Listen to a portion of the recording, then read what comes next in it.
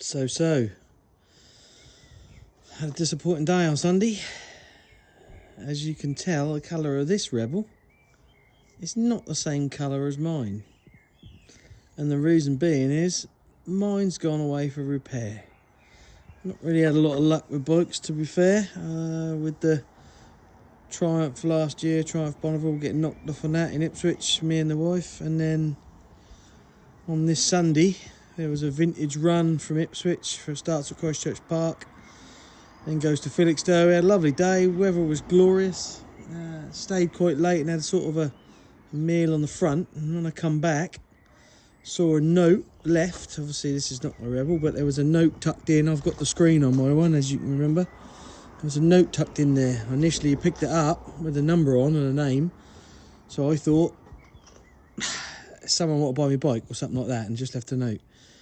It wasn't until 3 young lads came over and said, "Mate, your bike just got knocked over." And I was like, "You what?" And obviously stood back and had a look, and then could see straight away, big dent in the tank, scratch here, scratch there, and I was devastated because I'd only had it out a week. So I'd sort of like sawned it from November, just got it back on the road, just taxed it and put me Bonnie away and sawned that. So this was going to be my bike for the summer. And then some twat goes and reverses into it and knocks it clean off a stand. Which meant, obviously, luckily the guys, the 3 young lads, they managed to get his reg, took a picture of his registration. The bloke did pick it up and put it back, and this number he left was 10 digits, 10-digit mobile, so clearly it's not legit, is it? Since looked, and he's got no tax, not listening to tax. Anyway, so they've given me this, and if you notice, it ain't got a clutch and it ain't got a gear change. So this is a DCT. And initially I had a go on it and it was terrible. I was like, no, I don't like this. Absolutely hideous. I'd rather change gear, etc. But I'd just been for a long drive on it, and actually for just sitting back, just pulling the accelerator, or the throttle I should say, it's quite good.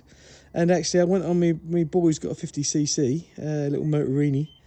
So just pooling about along our country lanes, doing 35 or whatever, that was very good. And if I wanted to lead the way to show him where to go, I just literally blip the throttle and it downshift and everything.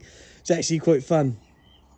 But the if you ride it in sports mode, it's something weird. You're sort of doing 30 and it stays in second. That's just like raring for you to just go type thing. So, but in standard mode, that's really good. You sort of like, if you pull off a drive and just sort of you know, give it a little bit, but then just throttle down to 30, it just goes through the gears so quick.